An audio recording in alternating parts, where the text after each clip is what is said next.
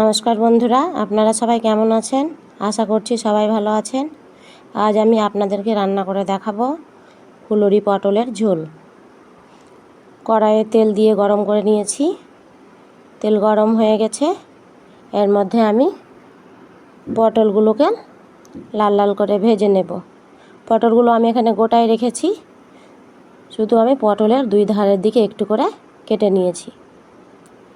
পটলগুলো আমি লাল লাল করে ভালো করে ভেজে নেব।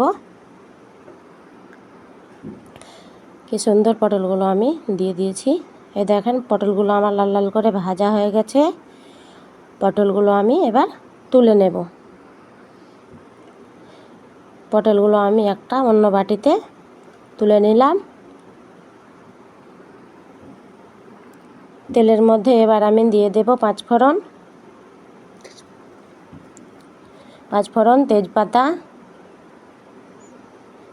কুচনো পেঁয়াজ। এবার আমি দেব আদা বাটা, রসুন বাটা, লঙ্কা বাটা, শুকনো লঙ্কা, জিরা ধনে বাটা। মশলাগুলোকে ভালো করে মিক্স করে নেব। এবার আমি দিয়ে দেব টমেটো কুচি।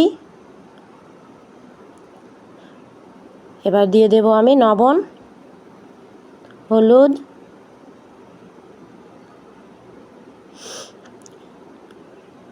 এবার আমি মশলাগুলোকে ভালো করে কষে নেব। মশলাগুলোকে ভালো করে কষে নেব।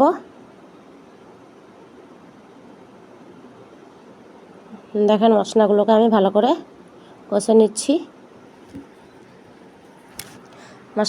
টমেটোগুলো নরম হয়ে গেছে, মশলার গায়ে তেল ছেড়েছে, মশলাগুলো আমার কষা হয়ে গেছে।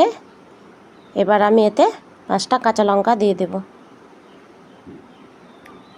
কাঁচা লঙ্কা দিয়ে আবার একটু কষে নিয়েছি। এবার দিব জল।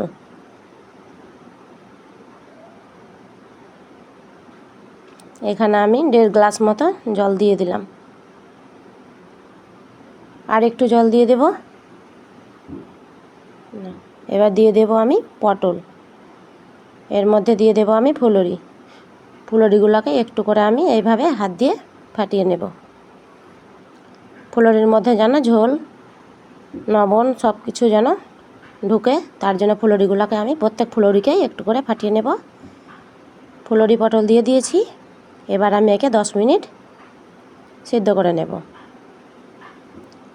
লো ফ্লেমে সিদ্ধ করব। 10 মিনিট হয়ে গেছে। দেখেন কি সুন্দর আমার ফুলুরিগুলো সিদ্ধ হয়ে গেছে। ফুলুরিগুলো মোটা মোটা হয়ে গেছে, পটলগুলো সিদ্ধ হয়ে গেছে। আমার ফুলুরি পটলের ঝোল রেডি। এই দেখেন আমার ফুলুরি পটলের ঝোল।